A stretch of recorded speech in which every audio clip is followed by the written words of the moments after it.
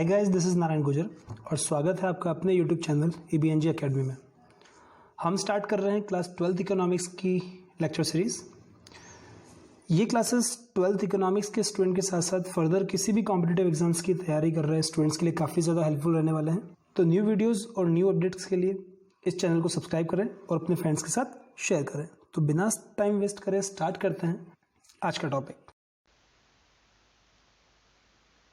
Good morning students.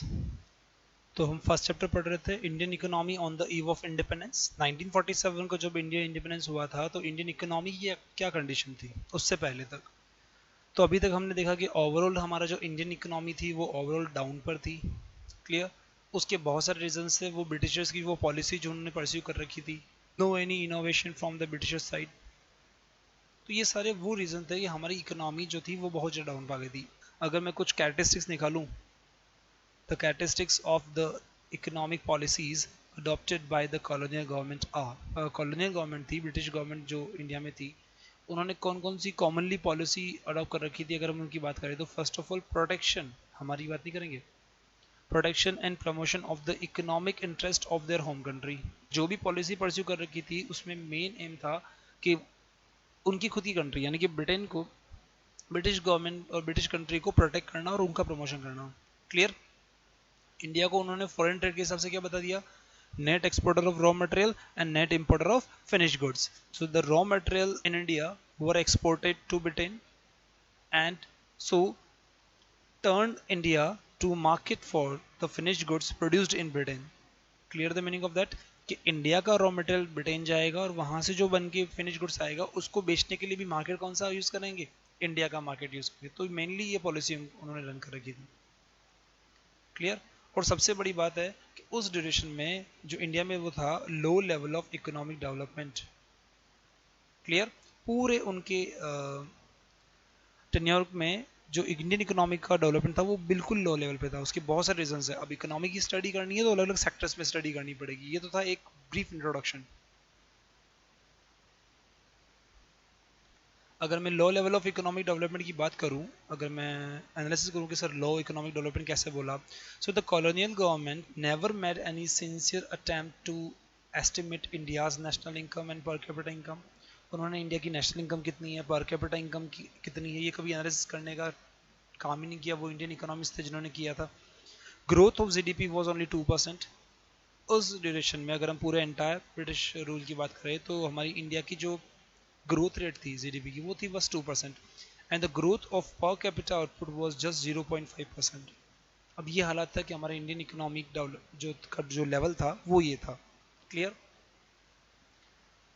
अब economic analysis हमें sector wise करना है, agriculture sector, industrial sector, demography profile, infrastructure, है ना, ऑक्यूपेशनल स्ट्रक्चर, ये सारे के सारे एनालिसिस करेंगे। सबसे पहले आते हैं एग्रीकल्चर सेक्टर। नाम से ही क्लियर है, आपको पता होगा कि इंडियन इकोनॉमी की जो बैकबोन है वो है एग्रीकल्चर सेक्टर। चलो अभी तो फिर भी कम हो गया, पहले 80 to 85% पॉपुलेशन जो थी वो एग्रीकल्चर में इंगेज थी। Near about 85% population are engaged in agriculture sector. Agriculture को उन्होंने बिल्कुल बर्बाद कर दिया। मैं अगर ब्रिटिशर्स के पहले की बात करूँ, मैंने आपको बताया था कि एग्रीकल्चर प्रोडक्ट जो थे वो वर्ल्ड लेवल में एक्सपोर्ट होते थे। एग्रीकल्चर इतना शानदार था इंडिया का, agriculture sector. Indian economy under the British colonial rule remained fundamentally agrarian. About 85% of the country's population lived mostly in villages. गांव में रहते थे 85% population और सबके सबका main source of earning क्या था, agriculture, and derived livelihood directly or indirectly from the agriculture. But इस पैरा को स्पेशली ध्यान से पढ़ना कि उस टाइम रूस, है ना, इजिप्ट जो था वो कॉमर्शियल उस टाइम एपिसेंटर था। क्लियर। उस टाइम के एक फ्रेंच ट्रैवलर थे बर्नियर, उन्होंने इंडिया आए थे, स्पेशली बंगाल, जो वेस्ट बंगाल और बांग्लादेश वाला रीजन है, वहाँ की उन्होंने एग्रीकल्चर की स्टडी करी और उन्होंने उस टाइम के इजिप्ट से भी उसको अभी बताइए। देखो, from my 2 visits incline me to believe that it is a richer than the Egypt. Clear. यहाँ से काफ़ी सारी चीज़ें, है ना, कॉटन, राइस, शुगर, बटर, ये सब एक्सपोर्ट होता है। अच्छा, ये सारी चीज़ें एक्सपोर्ट होने के साथ साथ ये लोग अपने खुद के कंजप्शन के लिए भी इतनी सारी चीज़ें बनाते हैं, wheat, vegetable, grains and all. इसका मतलब यहाँ के लोगों का, ये पिक्चर उस टाइम का आपको दिख रहा होगा कि यहाँ के वेस्ट बंगाल को उन्होंने स्टडी किया है कि ये कल्टीवेशन और एग्रीकल्चर कैसे करते थे कि वर्ल्ड लेवल में ये लोग इतनी सारी चीज़ें एक्सपोर्ट करने के बाद भी खुद के यूज़ करने के लिए इतनी सारी चीज़ें बना लेते थे। मतलब इंडिया का एग्रीकल्चर लेवल ब्रिटिशर्स के आने से पहले क्या था वो आप देख लो। तो ये बाहर से लोग यहाँ रिसर्च करने आते थे। इन सबको डाउन में लाने में किसका रोल है? ब्रिटिशर्स का रोल है। क्लियर? अब हम बात करते हैं एग्रीकल्चर सेक्टर की। मेन पूरी स्टडी करोगे तो आपको पता लग जाएगा कि हमारी एग्रीकल्चर जो कि वर्ल्ड फेमस थी, इंडिया वो was known as golden bird, Bharat को सोने की चिड़िया बोलते थे, बिकॉज यहाँ के प्रोडक्ट वर्ल्ड लेवल में एक्सपोर्ट होते थे, तो वहाँ से मिलता था हमें पैसा, रेवेन्यू का सोर्स होता है एक्सपोर्ट। एग्रीकल्चर को खत्म क्यों नहीं किया? क्योंकि यहाँ से एग्रीकल्चर उनको मिलता था रॉ मटेरियल। बात समझ में आ गई? मगर आपको पता है कि इंडिया में कोई पानी की फैसिलिटी नहीं है ना? इरिगेशन फैसिलिटी उन्होंने इंप्रूव नहीं करी। ऐसा नहीं कि कोई बांध डैम बना दिया हो, कोई पानी का सोर्स लगा दिया हो, नहीं। Clear? Indian agriculture was depend on rainfall. अब रेनफॉल पे डिपेंड है, अच्छी बारिश हो जाएगी तो अच्छा प्रोडक्शन हो जाएगा, नहीं होगा तो नहीं होगा। बट आपको पता है कि गवर्नमेंट लेती है टैक्स रेवेन्यू। सबसे मोस्ट हाईली अफेक्टेड फैक्टर है कि टैक्स सिस्टम जो था उसने एग्रीकल्चर को बिल्कुल बैक डाउन पे लाके दे दिया। Stagnation in agriculture sector due to the land revenue system और लैंड टेन्योर सिस्टम, जिसे जमींदारी सिस्टम ही बोलते हैं। जमींदारी सिस्टम बोल दो, महालवारी सिस्टम बोल दो, रैयतवारी सिस्टम बोल दो। इसमें क्या होता है बेटा कि फर्स्ट ऑफ ऑल जितनी भी ज़मीनें होती है, लैंड जो होती है, वो गवर्नमेंट की होती है। उस पर जो भी आप प्रोडक्शन कर रहे हो गवर्नमेंट उससे आपसे रेंट लेती थी, जिसे लगान बोलते थे नॉर्मली उस टाइम। क्लियर? तो आपने जो प्रोडक्शन किया है उसका एक पार्ट गवर्नमेंट को देना पड़ेगा, जो कि मोस्टली बहुत ज़्यादा होता था। क्लियर? सबसे बड़ा रीज़न कि यूज़ आउटडेटेड टेक्नोलॉजी। एग्रीकल्चर करने के लिए हमारे पास कोई आज की तरह नई टेक्नोलॉजी नहीं थी, वही पुराने हल बैल और वही पुरानी फैसिलिटी थी। Most important factor it is lake of irrigation facility. इसका मतलब ब्रिटिशर्स ने इरिगेशन फैसिलिटी के लिए कोई भी इंप्रूवमेंट नहीं किया कि हाँ इरिगेशन, पानी के बिना एग्रीकल्चर कैसे होगी?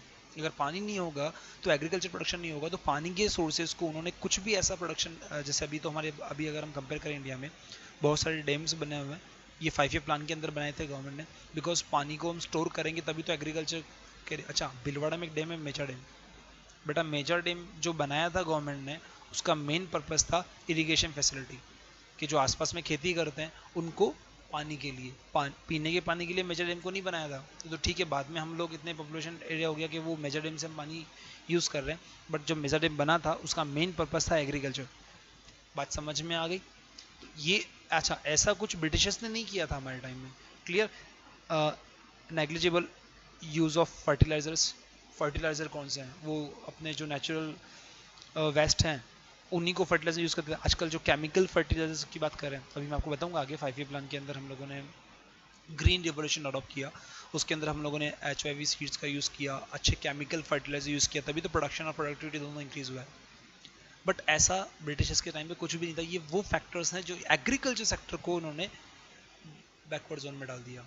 एग्रीकल्चर सेक्टर की बात करूँ, India's economy under the British colony rule remained fundamentally agrarian. ये भी मैंने आपको बताया था, ये मेन एनसीईआरटी के नोट्स मैंने इधर दे दिए। About 85% of countries population lived in villages. Country की 85% पॉपुलेशन कहाँ रहती है? गाँव में रहती है। एंड लिव्ड ऑन एग्रीकल्चर, और ऑलमोस्ट उनका लिवलीहुड का जो सोर्स है, मेन सोर्स है, वो एग्रीकल्चर है। However, the agriculture sector continued to the experience stagnation and deterioration. It means agriculture sector ठीक है, 85% पॉपुलेशन जो थी वो उस पर एग्रीकल्चर डिपेंड थी, मगर उसका प्रोडक्शन इतना ज़्यादा नहीं था। वहाँ पर जो मेन प्रॉब्लम अपने को मिली है वो मिली है स्टैग्नेशन, मतलब प्रोडक्शन उतना ज़्यादा नहीं था, बस चल रहा था, प्रोडक्शन हो रहा था। इसके बहुत सारे फैक्टर्स हैं जो मैंने आपको भी बताए थे पीछे। वो फैक्टर्स थे जो एग्रीकल्चर के स्टैग्नेशन का मोस्ट इंपॉर्टेंट रीजन थे। Clear? High taxes, high rent, no irrigation facilities are there, no new technologies are there. Clear?